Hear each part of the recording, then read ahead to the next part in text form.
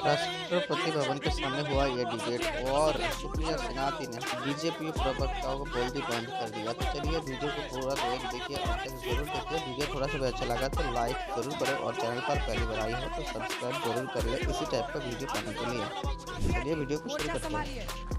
वो कह रहे कोई कंफ्यूजन नहीं है, 400 पार है। कंफ्यूजन तो उस तरफ है, अलग अलग नंबर्स बता रहे हैं आपके सारे नेता, अपना नहीं बता रहे कांग्रेस कितना लाएगी। जब चुनाव का पहला चरण हुआ था तो मोदी जी चुनावी रैली में जाके कहते थे 400 और फिर पार का नारा लगवाते थे। अब मोदी जी 5वें चरण तक 400 पार भूल गए, क्योंकि 400 पार ही बैकफायर हो गया और 400 पार के नारे ने ही सुनिश्चित किया कि 150 पार होने के लाले पड़ रहे हैं। मैं लेकिन एक बात यहाँ पे कहना चाहती हूँ, आपने शुरुआत में बताया कि मोदी जी वाराणसी पहुंच गए और अभी कोई नारी शक्ति संवाद करने वाले हैं जहां पर 20-25 हजार महिलाएं आएंगी। उनका संसदीय क्षेत्र भी है। IIT BHU में कुणाल पांडे, सक्षम पटेल और आनंद और अभिषेक चौहान नाम के 3 लड़के एक महिला के गैंग रेप में आरोपी पाए गए थे। बीजेपी की IT सेल के संयोजक, बीजेपी की IT सेल के सह संयोजक थे। मैं चाहती हूं कि नारी शक्ति संवाद अपने संसदीय क्षेत्र में नरेंद्र मोदी जी IIT BHU के इन दरिंदों पर भी बात करें और माफी मांगे कि कैसे इन लोगों को उन्होंने अपनी पार्टी में रखा हुआ था। वाराणसी में है तो जरूर एक सांसद होने के नाते बात करनी चाहिए। यहाँ पर मान्यवर ने कहा कि पार्टियों में ही अंतर्द्वंद है कि क्या नंबर आ रहे हैं। जो भी अंतर्द्वंद है 180 से 200 पार आप हो नहीं पा रहे हैं।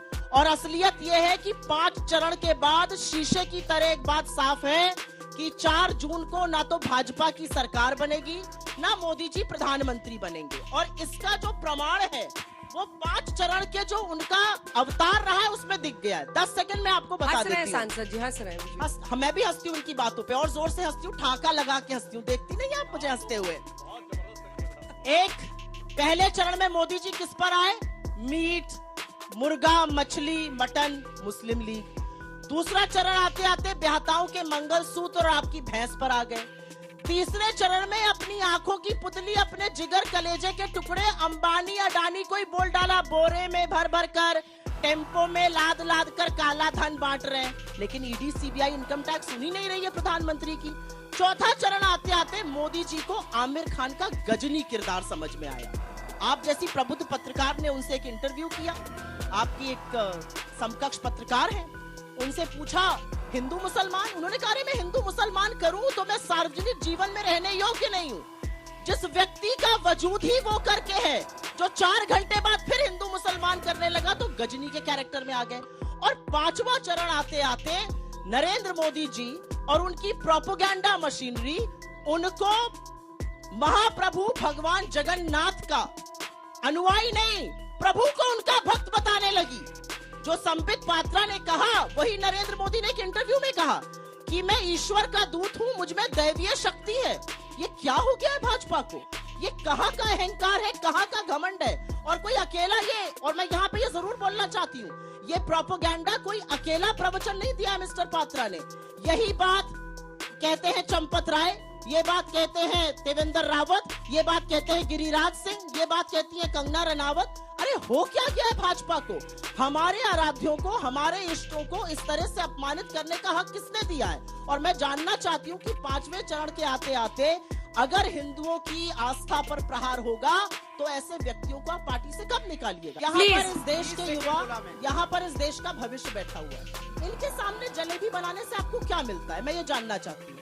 ये पूछ रहे हैं कि 10 साल सत्ता में रहने के बाद आज जब हम चुनाव के मुहाने पर आए हैं, एक बार प्रधानमंत्री मंच से रोजगार की बात नहीं करते हैं, एक बार प्रधानमंत्री अग्निवीर पर माफी नहीं मांगते हैं, एक बार प्रधानमंत्री महंगाई खत्म करने की बात नहीं करते। अरे आप तो ऐसे प्रधानमंत्री बन गए जिन्होंने आटा, दही, पढ़ाई, दवाई सब पर GST लगा दिया।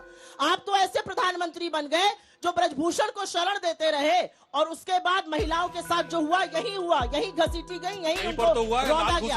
ये मैं पूछना चाहती हूँ। और मैं पूछना चाहती हूँ, आज कोर्ट ने चार्जेस फ्रेम कर दिए ब्रजभूषण सिंह के खिलाफ। आपकी पार्टी ने क्या किया? आपकी पार्टी ने क्यों उनके परिवार को टिकट दिया? देखिए दिक्कत की बात क्या है कि मोदी जी सलमान खान के कैरेक्टर से बड़े प्रभावित हैं, कभी आमिर से, कभी सलमान से। सलमान खान का एक डायलॉग था, जब मैं फैसला कर लेता हूं तो अपनी भी नहीं सुनता। GST का विरोध लिखित में किसने किया था? गुजरात के तत्कालीन मुख्यमंत्री नरेंद्र मोदी ने। अब कौन कहता है मैं जीएसटी लाया? नरेंद्र मोदी। खाद्य सुरक्षा अधिनियम का विरोध किसने किया? लिखित में किया नरेंद्र मोदी जी ने। अब कौन दिन भर बोलता है 5 किलो राशन? नरेंद्र मोदी जी। आधार का विरोध लिखित में किसने किया? नरेंद्र मोदी जी ने। तो दिक्कत की बात यह है कि जब चुनाव का वक्त आया, देश की जनता जानना चाहती है। 10 साल आपको प्रचंड बहुमत दिया, आपने 10 साल में हमारे लिए क्या किया? अनुराग जी, कितने रोजगार बनाए, कितनी महंगाई कम की? 2014 में नारा था, मंच से बोलते थे मान्यवर, ये देश नहीं बिकने दूंगा। 2024 में बोलते हैं ये देश नहीं बिकने दूंगा। सीट कितनी आ रही है? 2024 में नारा है सीट पूछ रहे नहीं बिकने दूंगा। आ रही हूँ, सीट पर आ रही हूँ। जलेबी बड़ी सुनी, हमें भी जलेबी पसंद है, बड़ी अच्छी है। किसान तो आप इनको सुनाइए ना, किसान की बात नहीं हो रही। 700 किसानों की शहादत मोदी जी की नाक के नीचे हुई, आप हमसे पूछ रहे हैं। किसान को एमएसपी देने का वादा मोदी जी ने किया था, नहीं किया। किसान एमएसपी मांग रहा है, हमने तो लिख दिया है एमएसपी की कानूनी गारंटी देंगे और 16 लाख करोड़ मित्रों का नहीं, किसानों का कर्जा माफ करेंगे। आपने किसान के ऊपर 21 लाख करोड़ का कर्जा चढ़ाया है। आपने इस देश के ऊपर 205 लाख का कर्जा चढ़ाया है। हर व्यक्ति पर लाख रुपए से ज्यादा का कर्जा है। क्या बात करते हैं आप लोग? आप किसान की बात इनसे पूछिए, अपने घटक दल से। किसानों की बात, किसानों की शहादत की बात, और ये जरूर पूछिए कि जिस दिल्ली की राजधानी में, राष्ट्र की राजधानी में हम खड़े, यही तो आना चाहते थे मल्लूक साहब किसान। उन किसानों के लिए सड़कें किसने खुदवा दी? कीले किसने गड़वाई? उनके ऊपर आंसू गैस के बम गोले किसने छोड़े? किसने किसानों को मवाली, आतंकवादी, नक्सली और न जाने क्या क्या कहा? आप उनके गिरेबान में जाकर बैठ गए तो अब आपको नहीं पूछते। पहले आप ऐसे सवाल पूछते थे, तो पूछिए इनसे किसानों की बात क्यों नहीं करते? पूछिए इनसे श्रमिकों की बात क्यों नहीं करते? पूछिए इनसे रोजगार, युवाओं की बात क्यों नहीं करते? हमारा सिंपल कहना है, 30 लाख सरकारी पद खाली पड़े, क्या इन बच्चों को वो पद केंद्र सरकार में मिलने चाहिए? सुधांशु जी, क्यों नहीं? अब जवाब ये जो राष्ट्र के नाम प्रवचन हुआ, असलियत ये है कि आज नरेंद्र मोदी जी की हालत ये हो गई है। बीच में मत बोलिए, आप चुप रहिए, मैं आपके बीच में नहीं बोली थी। अगर मैं अब आपका मैं डाटा की बखिया उधेड़नी शुरू करती हूँ, अब देखिए घड़ी बखिया उधेड़ती हूँ। हमारे टाइम पर कच्चे तेल का दाम था 150 रुपए प्रति बैरल, लेकिन पेट्रोल ने सेंचुरी नहीं मानी थी। इनके टाइम पर $70 प्रति बैरल, 100 रुपए का पेट्रोल बिक रहा था। क्यों बिक रहा था? एलपीजी हमारे टाइम पर एक तिहाई हो गई आज एलपीजी।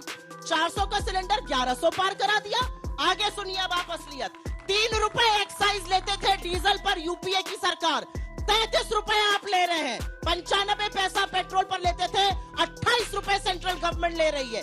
आप लोगों की जेब पर लगातार डाका डाल रहे हैं। असलियत यह है, डीरेगुलेशन का मतलब है कच्चे तेल का दाम विदेश में, विश्व बाजार में कम होगा, आपके पेट्रोल और डीजल का दाम घटेगा। लेकिन नहीं घटा। अभी बीच में मत बोलिए, अभी और सुनना बाकी है। प्रधानमंत्री 2014 के पहले कहते थे रुपये और प्रधानमंत्री की प्रतिष्ठा एक दूसरे से जुड़ी हुई है। रुपया जैसे जैसे गिरता है, प्रधानमंत्री की प्रतिष्ठा भी गिरती है।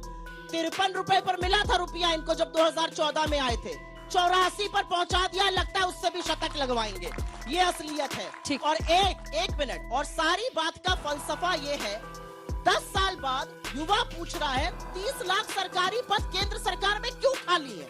किस बात का वेट कर रहे हैं? क्यों नहीं हमें नौकरी देते हैं? क्यों आप सिर्फ और सिर्फ 1600 करोड़ रुपए अडानी को कमवाते हैं? किसान 27 रुपए रोज के कमा रहा है। और एक और बात, आज ये बच्चे और हम भी आपसे सवाल पूछना चाहते हैं।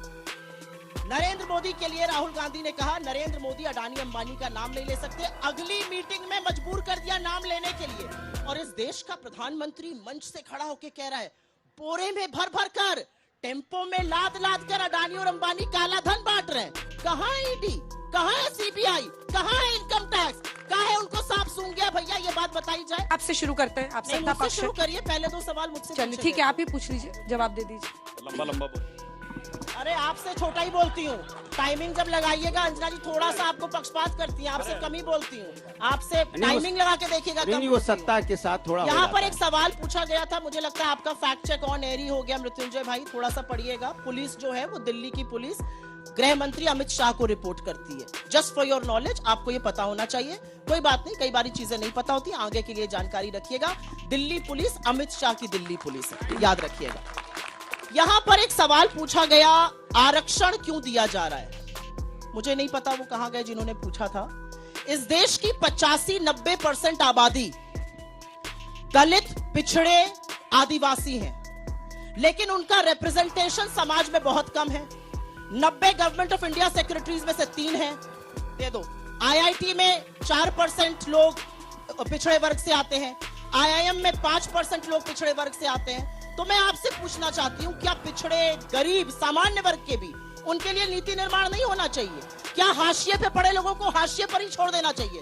और क्योंकि आपने ये सवाल मुझसे पूछा, ये काउंटर सवाल मैं बीजेपी से पूछती हूँ, क्या ये आरक्षण के खिलाफ है या उसके पक्ष में है? हाँ या ना बुलवा लीजिए। ठीक है। झूठ बोलते हैं, एक ही आरक्षण से के भी नाम चीज़ पे लगी, झूठ आप बोलते हैं। सुप्रिया, गलत सुप्रिया, साबित- झूठ अब मैं कह रहा हूं, आपने कुछ और उन्होंने बल्कि ये कहा कि वो कमला नवाज की तरह है। और मैं कहता हूं, अरे चीखो मत, 1957 में नेहरू ने कहा, 1957 में फिर इसका लोग, कि वो- बोलते हैं।